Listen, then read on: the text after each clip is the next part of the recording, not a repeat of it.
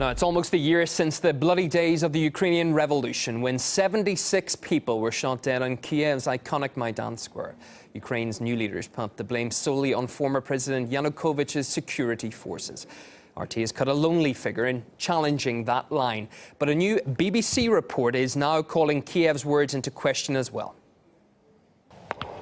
The Conservatory building was under the control of the protesters. On the morning of the 20th, there were persistent reports of gunfire coming from there. Now, for the first time, one of those gunmen has spoken on camera. I was shooting downwards at their feet. Of course I could have hit them in the arm or anywhere, but I didn't shoot to kill. I also shot upwards at the police who were on top of the Globus shopping center, and that is why they retreated. We were covering the events of that February non-stop, and at one point our crew came under sniper fire as well. RT's Alexei Yaroshevsky was fired upon when he was getting ready to go live. Let's now talk to him about that. Alexei, just tell us what you remember from that day. Well, I still remember those days very well, despite it's a year ago. And what struck me and what surprised me the most at that time, not only the fact that we were fired upon, and we were fired upon, in fact, from the side of the hotel, facing the part of Kiev which was controlled by the protesters, but everybody, all the media and pretty much everybody around us were suggesting that this was the police which was firing on the hotel, which actually at some point got me thinking that I was fired at by the police. But later I started thinking, and I saw that some things were quite odd about this, particularly the fact that, as I've said, the side of the hotel which where we stayed was facing the part of Maidan, the Independence Square, which was occupied by the protesters. But also then I heard talks of some gunmen leaving the Conservatory building, the music school building just next to the Ukraina hotel where we stayed.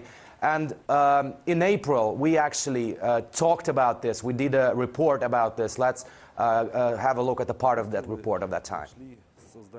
This is Hotel Ukraina. Our room is over here on the 6th floor, and this is the aforementioned Conservatory building. The bullet's trajectory and the angle at which it hit our room clearly suggests that the bullet was fired from the rooftop over there, the building on the corner of Maidan, and according to the SBU chief, it was controlled by the Maidan self-defense force at that time. It is indeed pleasant that the company like BBC is doing this investigation now and found one of the shooters who was operating from the Conservatory building. But then again, we spoke about this through the whole year and nothing much was done. The case is still being investigated. There's no breakthrough.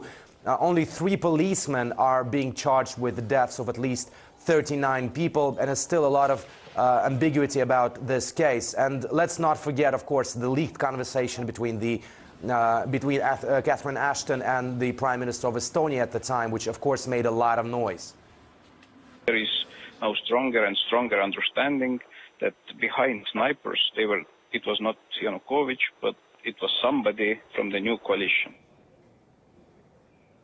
It later emerged that some of the protesters were indeed apprehended at the Maidan, and they were carrying sniper rifles as well. So on that day, of course, people were dying. It was a terrible day, a game-changing day for Ukraine, and little did people think about what actually sparked this whole, those deaths and sparked this whole change of regime in Kiev at that time. But a year on, and it's still not being investigated. So the hope is there that maybe thanks to this latest investigation by the BBC, people may start moving towards finding the truth of what actually happened at the Maidan and who operated those snipers. Giving you a first-hand account of the time in Kiev now a year ago. That's Alexei Yaroshevsky speaking to us from New York. Thank you for that, Alexei. For more on this story, as well as the current situation in Ukraine, I'm now joined by German journalist Mark Balsamai. He's just come back from eastern Ukraine. You're very welcome to the programme. Let's focus on that new BBC report first. The majority of Western media outlets painted a different picture back in February last year, largely blaming the police for the violence on Maidan. Are you now surprised by the U-turn? Actually, to me, it's not a U-turn. It's just a carefully trial to get out information that are obviously to be shown in the media for months, and there are a lot of evidences before, even on the internet and on other sources, which showed that the Maidan was not that peaceful protest as it was shown in the Western media, and even the sniper story was, of course, one thing that was blamed on Yanukovych to push him out of his presidential.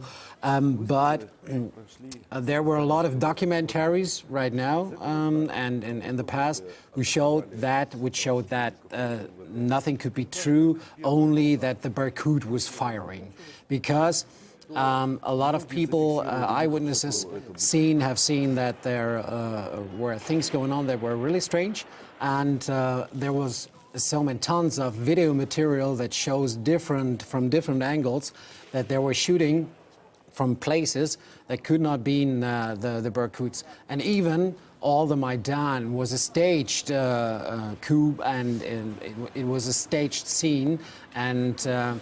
So I think it's the BBC right now is starting to, well, we cannot hide it anymore, so let's try to be maybe the first to show that we are the real media who are showing the truth, because they are running deeper and deeper into their lies in the Western media, and now they cannot hide the truth anymore. Let's talk a little bit about your experience in East Ukraine. Now, of course, we've seen violence coming from both sides, that's a given, but who, in your view, is behind the majority of attacks on civilians in East Ukraine? In my view, so I lived there for many months, and right now I came back, and we had yesterday in the night we had heavy shelling again in the center of the city. I'm living in the center of the city, and in Donetsk, and when you go to the spots and look at the rockets that are lying there and at the craters of the shells, you can easily imagine where the shelling is coming from.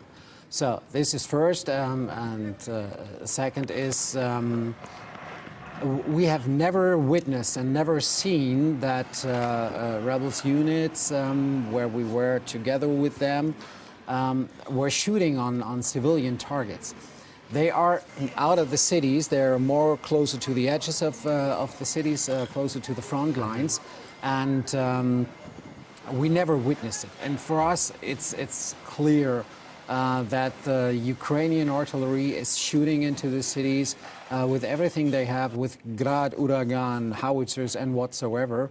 And it follows a special tactics. It's the tactic to set the civilians under pressure, to break the morality, to break the support for the rebels and the Opolchenia. And so for us it's clear that it's mostly the Ukrainians.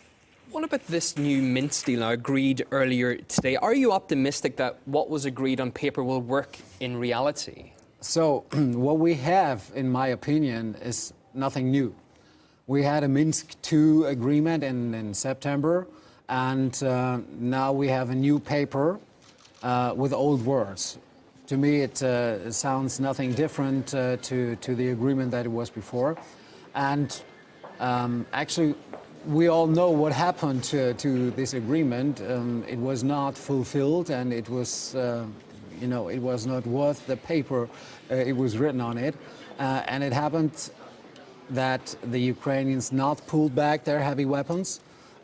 They were shooting again and more. They were taking more attacks and more offensive actions.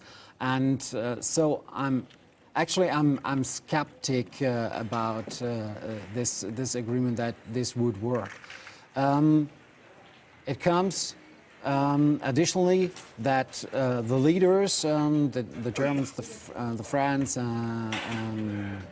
the Ukrainian leader and even Russia has not signed this document. So it's, to me, it's a paper. Yes, lots still to do, I think, was the agreement at the end of it as well. Yes. German journalist Mark Bartelmai, thank you very much. Coming in to us from Eastern Ukraine, of course, where you've been working. Thanks very much for speaking to our team. Thank you.